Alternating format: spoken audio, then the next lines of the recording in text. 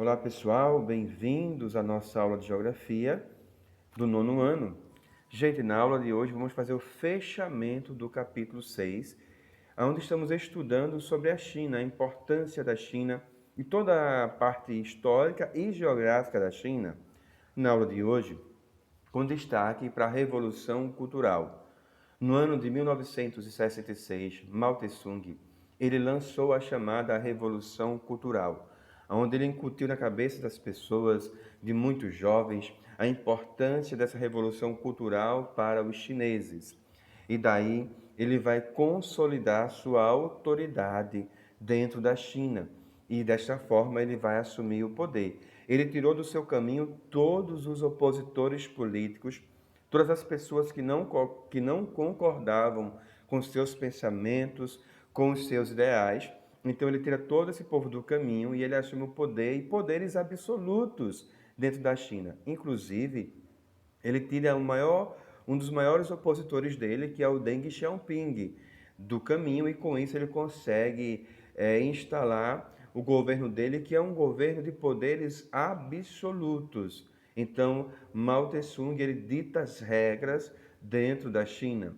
E vai assim durante um bom período na história da China, até que, quando chega o ano de 1976, ou seja, 10 anos depois, porque a Revolução Cultural tem início em 1966 e quando chega 1976, com a morte do Mao Tse-tung, foi encerrado esse período cultural da Revolução Cultural dentro da China, porque no ano de 1977, Deng Xiaoping, que tinha sido tirado do cenário pelo Mao Tse-tung, com a morte de Mao Tse-tung em 76, quando chega a 77, 1977, o Deng Xiaoping ele foi reabilitado e ele assumiu o poder dentro da China. Quando o Deng Xiaoping assume o poder dentro da China, o Deng vai trazer metas prioritárias para modernizar a China.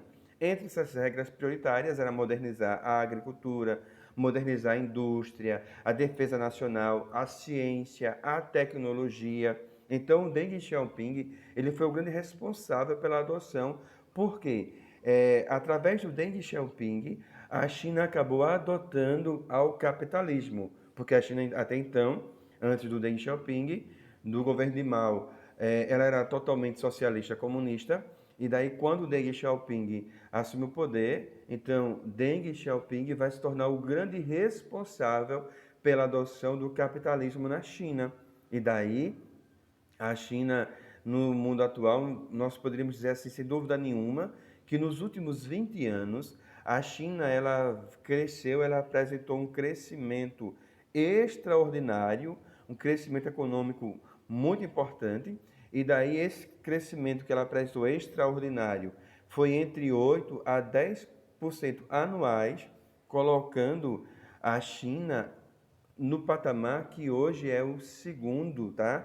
É a segunda maior economia mundial. Na atualidade, o mundo chinês tem feito comércio com muita gente. Por exemplo, no Brasil, quantos produtos da China nós não temos? O comércio, a relação de Brasil com China. Então, é a relação econômica e comercial. Então, na atualidade, esta é a realidade da China, deste país. Acabou aderindo ao capitalismo. A China em si ela é socialista, porém aberto ao capitalismo. Então é um socialismo de mercado. É uma China socialista, porém que se abriu ao mercado capitalista. E o Deng Xiaoping foi a grande figura para que isso pudesse acontecer dentro da China. Então hoje nós podemos dizer, sem temor, não é, de se enganar, sem dúvida nenhuma, que a China ela vive o socialismo e este socialismo é um socialismo de mercado. Por quê? Porque a China se abriu ao capitalismo, a esse mercado capitalista, tá certo? Então é um socialismo de mercado. Gente, pega o livro de vocês e vocês coloquem aí na página de vocês, do livro de vocês, 201. Lembrando que a China é um socialismo de mercado, que nós podemos chamar de capitalismo social. Então, na página 201 à página 206, vocês têm atividade para responder. Façam este exercício, mande para mim estas atividades ainda hoje sem falta e na próxima aula vamos iniciar um novo capítulo, tá bom? Um capítulo novo para a gente poder trabalhar sobre a Índia, que é assunto da próxima aula. No mais, se cuidem, fiquem com Deus e até a nossa próxima aula, se Deus quiser.